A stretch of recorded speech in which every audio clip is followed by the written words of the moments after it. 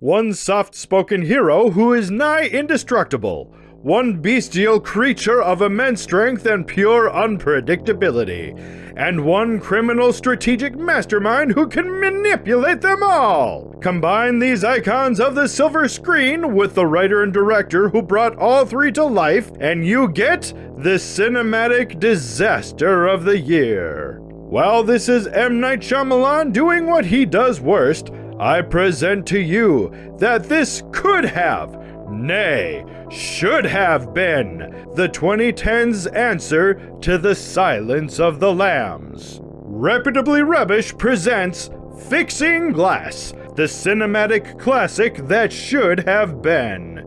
In 1999, M. Night Shyamalan shocked the world with The Sixth Sense. It was hailed as a brilliant achievement and left everyone wondering what the mastermind would do next. 1 year later, we were presented with a pretty good Unbreakable. This well-directed, realistic take on the superhero genre gave us a false representation of the schlock that superhero films and M. Night Shyamalan was going to present to us for the next decade. Okay, M. Night Shyamalan's run of schlock ran a bit longer than that, with a string of films of questionable quality. Then, in 2016, a film was released that was hailed as M. Night Shyamalan's return to his former glory. Not only did Split deliver a uniquely crafted creep fest featuring the brilliant performances of James McAvoy, but he included a signature twist of such magnitude that fanboys were pissing themselves with anticipatory glee, myself included, admittedly. Then in 2019, Glass disappointed us all! We expected the dueling of wits, and we got group therapy. We expected a battle to end it all, and what we got was the definition of anticlimax. Here is what I propose should have been done. Bruce Willis is David Dunn, alias the Overseer. Spencer Treat Clark is Joseph Dunn, alias the Eye. Samuel L. Jackson is Elijah Price, alias Mr. Glass. James McAvee, Patricia Hedwig Dennis and the Beast, alias the Horde. It's been several years since the events of Unbreakable and a few years since the events of Split. David Dunn moonlights from his security job as the Overseer, all while David Dunn fights to save his marriage. His son Joseph Dunn works as an orderly at a local hospital, but he himself moonlights as the Overseer's ally. Referring to himself as the Eye, he does the research to help his father fight crime.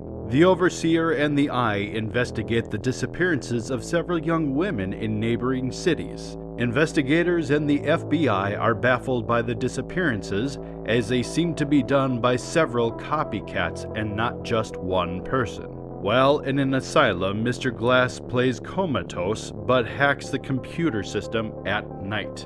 Gaining access to the late Dr. Fletcher's notes, he pieces together that the disappearances are not due to multiple people or a cult, but due to multiple personalities, the Horde.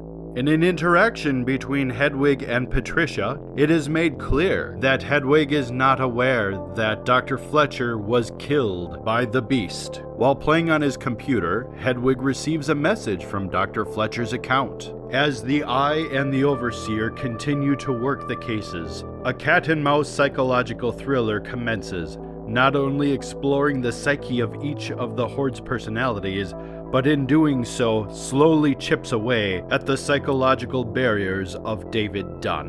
While he may be nigh indestructible and physically strong, David Dunn still struggles through a failing marriage and increasingly strained relationship with his son. With the increasing vigilante activity, David Dunn's wife becomes suspicious of his nightly activities. She pieces together that either there's an issue of infidelity or her husband is acting as the vigilante. Yet with these increasing strains, the Eye and the Overseer continue to fight. Unfortunately, the Horde remains one step ahead at all times. Mr. Glass strategically manipulates the Horde to exact his revenge on the Duns.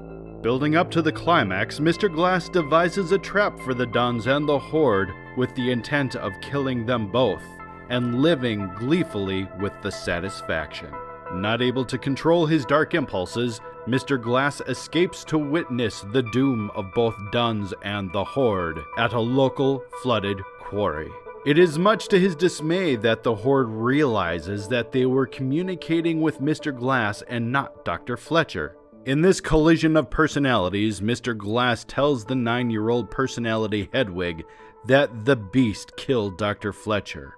Upset by the news, Hedwig retracts, giving rein to the Beast, who eviscerates Mr. Glass. The Overseer realizes the only way to defeat the Beast is strength versus strength. While being pummeled by the Beast, David Dunn commits an act of self-sacrifice and pulls the Beast to the watery depths of the quarry for both of them to die. You may be asking, but Chris, where is the M. Night Shyamalan twist? After the deaths of our main characters, it is revealed during an investigation that there was indeed one person Mr. Glass would communicate with and plot with. Through strategic professional advancements, Joseph Dunn became an orderly at Mr. Glass's hospital, giving him full access to his father's nemesis. Filled with the rage over how his father mistreated his mother in the name of justice, how his father pressured him into following his footsteps into vigilantism, Joseph Dunn saw one way out, one way for freedom. His father and his obsessions must end. Joseph Dunn manipulated Mr. Glass to play the Horde as a pawn, setting all three up for a tragic end. All this is symbolized by Joseph burning all the notes he kept as the Eye. So, dear viewer, does this make Joseph the villain for betraying his father? A tragic anti-hero for taking down two villains? Or a victim whose actions justifies his means to find his freedom? I like to think, as with real life, sometimes we have to be a balance of all three. I like to think that Joseph will fall somewhere in the middle. Sounds convoluted and unrealistic? Of course it is! And yet, it's more interesting than the shit sandwich that we were served. And far better than, run, it's the wind! This is my take on what could have been and what I would have loved to see.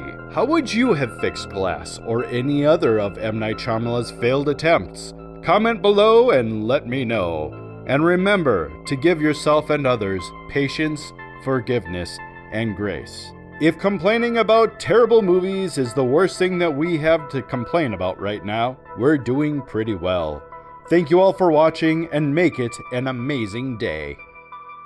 Thank you for watching this talkie picture. Please leave a message down below, select the like picture, and subscribe to be a member of our community. Thank you.